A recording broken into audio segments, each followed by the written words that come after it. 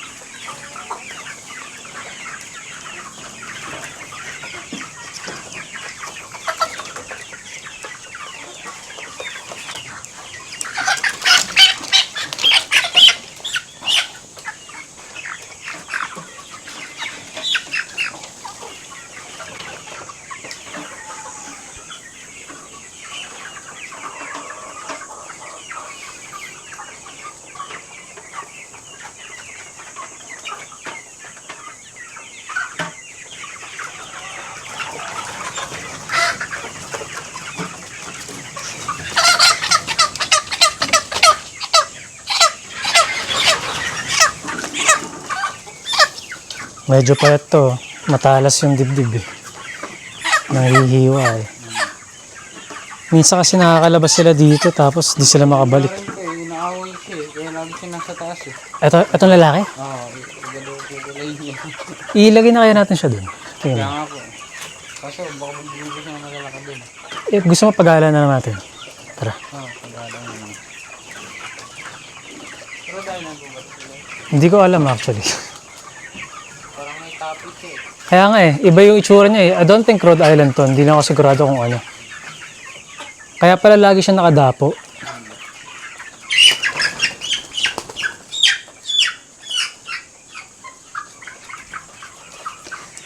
Sige, palabasin na natin yun. Wala ka na ito. Oo, pagalayan na lang natin. Baka ano pala yan. Magandang manok pala yan. Hindi natin alam. Ha? Anong tapi? Yung buhok po siya dito sa may taas. Mm. Na nakapuganin. Pag lumaki ito, mas ano pa po. Mas kakapal ko yung balahibo niya dito sa... Ah, itong nasa taas na to. Oo po. Pag lumaki yan, lalong kakapal yan. Para siyang may, tawag dito, parang may corona, ganyan. Okay, okay, nice. Parang may corona, astig. Sige, sige, baba natin dun. Yung mga sisiyo ba, meron pa sila? Yung mga sisiyo? Yan po. Oo. Ito muna, pawalan muna natin. Sige. Let's go!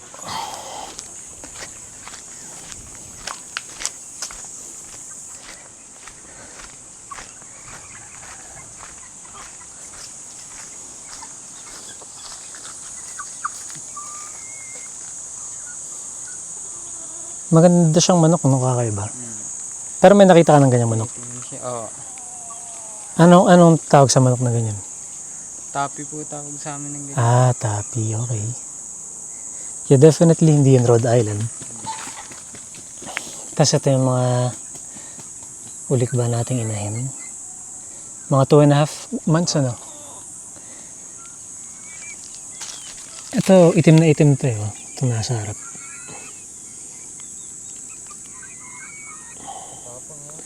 Matapang ito mga to? Ah. Parang hindi sila nanakbo gumigilid ganyan ano. Nakatayo lang sila bale ano.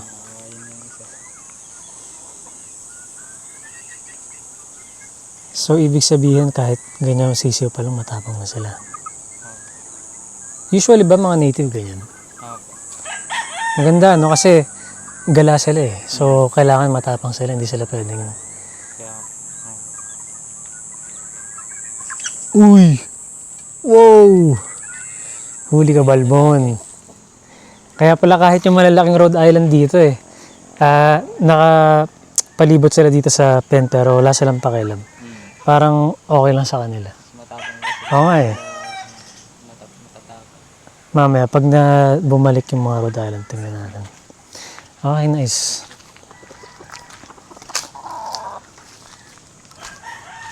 Ito isa oh. Laki oh. Malaman to, malaman. Maraming karne, oh.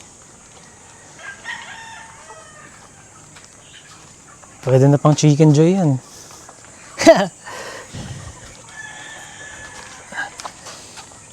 Okay.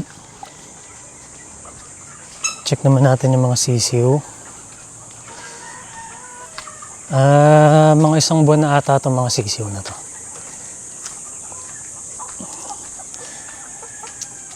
Gusto nila dito kasi may puno ng mangga kaya malamig siya. Pag tanghali nandiyan sila lagi.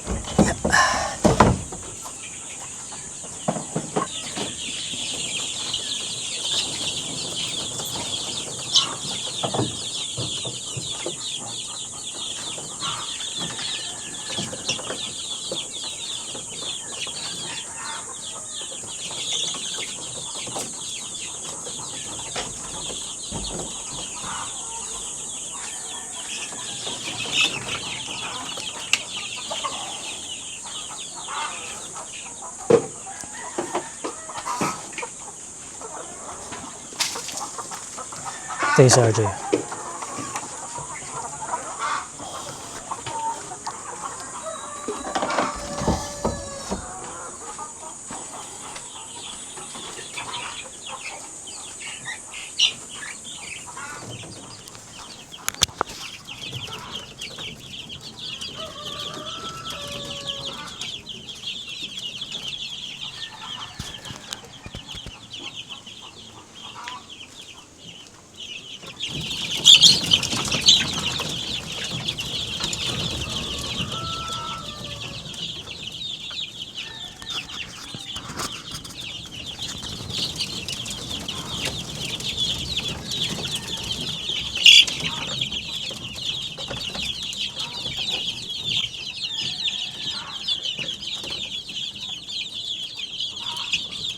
Matapang to, oh. Oh. Interested sila sa camera. Definitely. Pero mostly gutom tong mga to eh.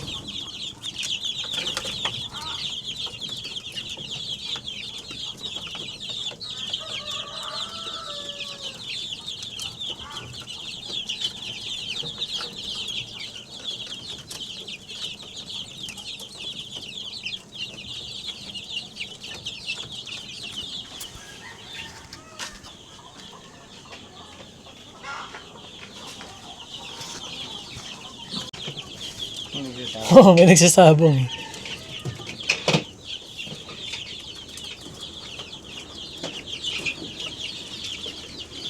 Yung mga lalaki matapang.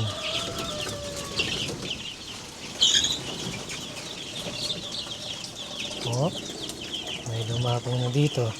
First time lang to sa batch na to. Ngayon lang ata sila natuto. O nakita mo na ba silang dumatabo dito? Hindi po. Ngayon pa lang. Ngayon lang natuto. Kasi pag natuto yan, umpisa na yan. May nakatambay na dyan sa susunod. Oo nga eh.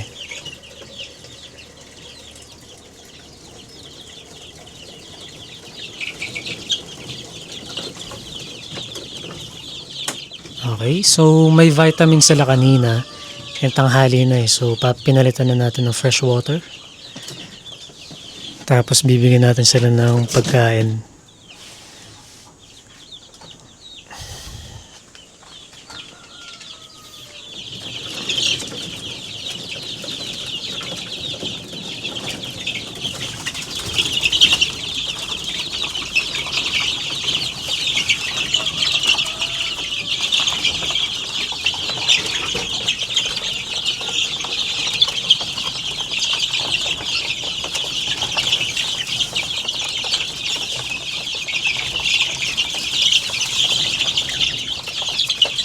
Gutom na gutom.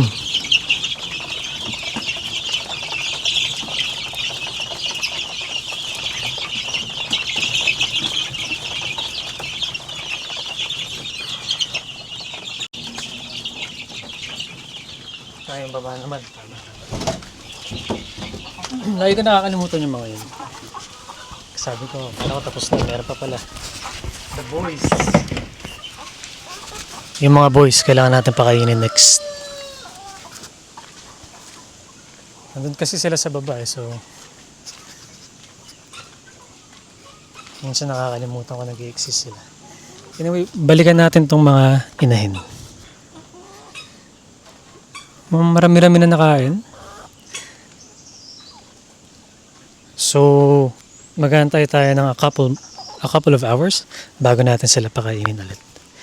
Ito na yung pinalabas namin mula sa layer house.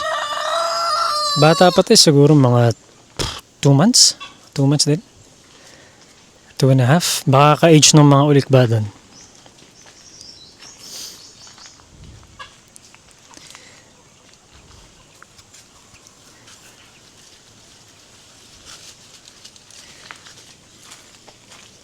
Pag magandang klaseng manok yun, alagaan na lang natin yan. Palakihin lang natin.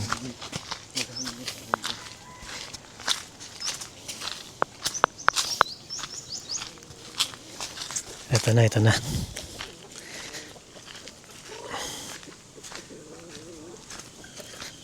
So, 2 batch yung nandito.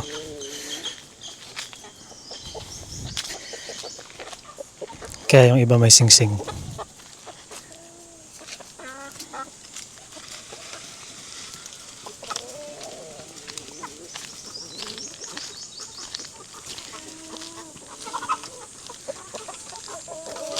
Itong mga free range chicken natin, mga Rhode Island Red. Tsaka meron itong Plymouth Rock. I'm not sure kung ano yung white na yun.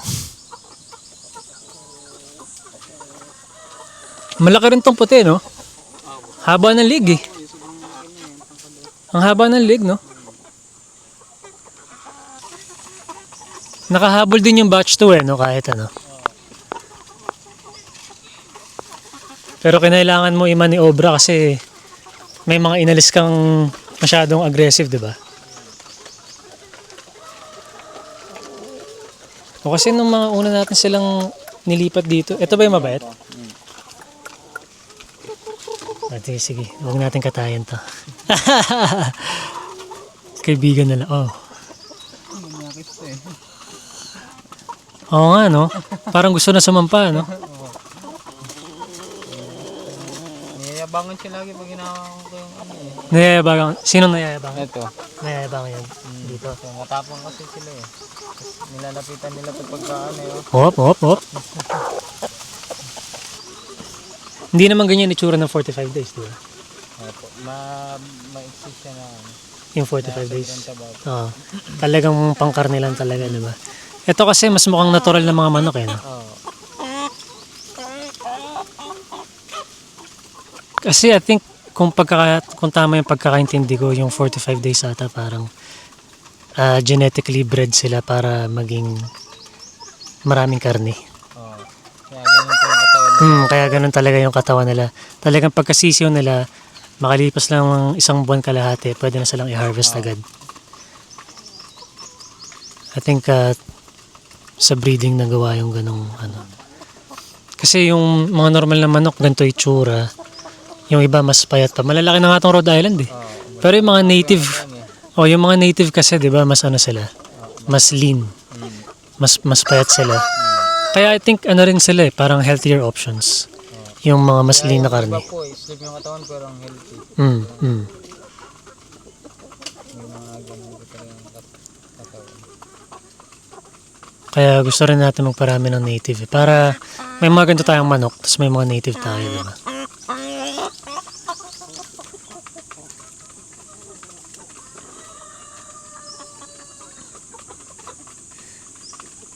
So dalawa ba yung batik na yun? Opo. Ito, Ito, mas malaki po yung isa eh. Ay, tatlo pala. tatlo ba? Ay, ito isa, nagtatago. Ayun, Parang mas malaki nga ito ah. Parang ano, Ito mailap eh. mukhang nagbubuhat eh. Nag-gym ka bro. Laki ng dibdib eh. Ang bilis nila nakahabol eh. Ang bilis nga nila nakahabol.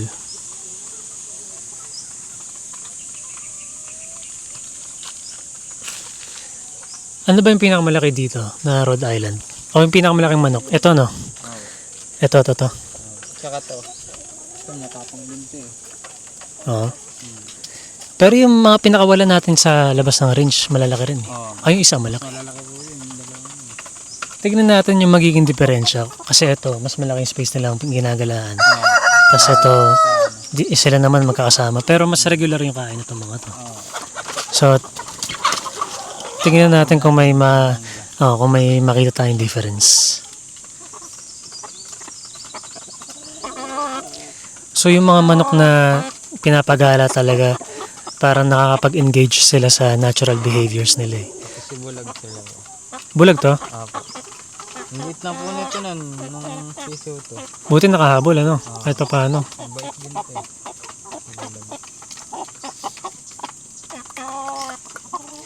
Nabulag ba to dahil sa saan pupunta? Dediretso siya sa akin eh. Sa bulutong ba yan o ano? Pagka ano ko po dati may diferensya na po talaga. Inborn siguro yung... Kasi mukhang okay naman yung mata niya eh. Parang ano lang eh. Pero di na po talaga. Oo, bulag nga. Di parang walang kulay yung kabila. Ito may dilaw eh. Wala na.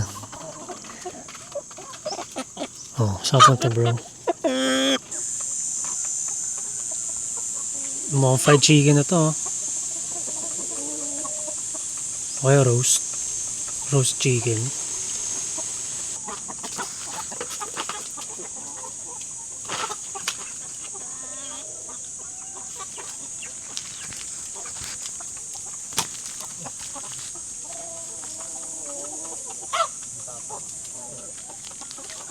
Healthy exercise.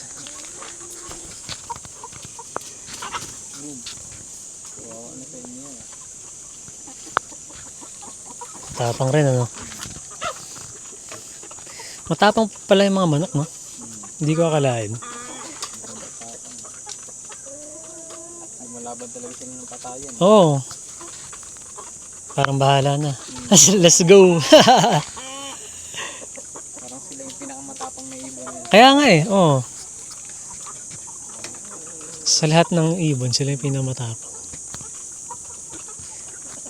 Pero merong ibon sa Australia, magpie yung tawag.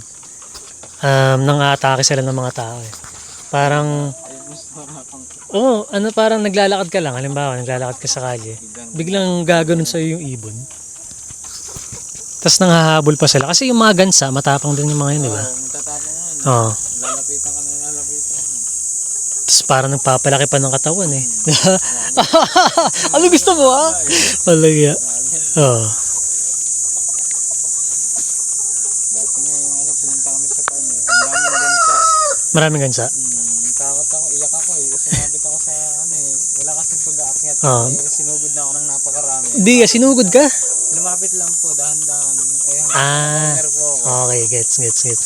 Parang siguro interesado sila. Sino to? Ano to? Kasi lang kataas yung sumabit ako pag Tapos, kala ko tatakain ako sa likod. puro pabo sa likod, sa baba mo. Paikot ako pag gansa. Naalala ko tuloy yung pinanood natin, Django. Yung pinakain sa aso. Yung scene na yun. Di ba nasa taas siya ng puno? Nangyari pala sa yun, kaya lang gansa. Yung mga may ingay na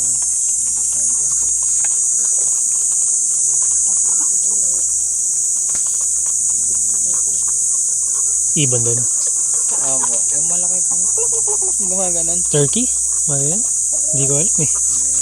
I think turkey yung English. Hindi ko lang alam sa Tagalog. Ang tapang din yung habol. Tapos pag po yun, pag pinapormahan ka po rin, parang pumapagit po yun eh. Marinig yung nakalagabog sa lupa eh. Nang i-intimidate pa, no? Tumatadyak sila, lalapitan ka nila. Kasi yung mga I think mga ostrich, 'di ba parang tumatakbo lang sila. Hindi sila marunong lumipad, 'di ba? Maliit lang yung pakpak nila eh. So I think yung mga ostrich din, I think isa sila sa pinakamabilis na tumakbo sa buong mundo. Tsaka I'm not sure, pero baka aggressive din sila eh. I think nang uuntog yun eh. Kasi haba ng leg na, 'di ba? Ang laki pati. Ang laki, oo. Paa ng dinosaur yung paa. Oo.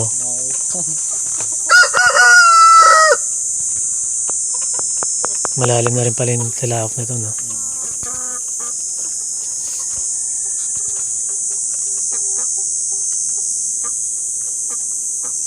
Okay.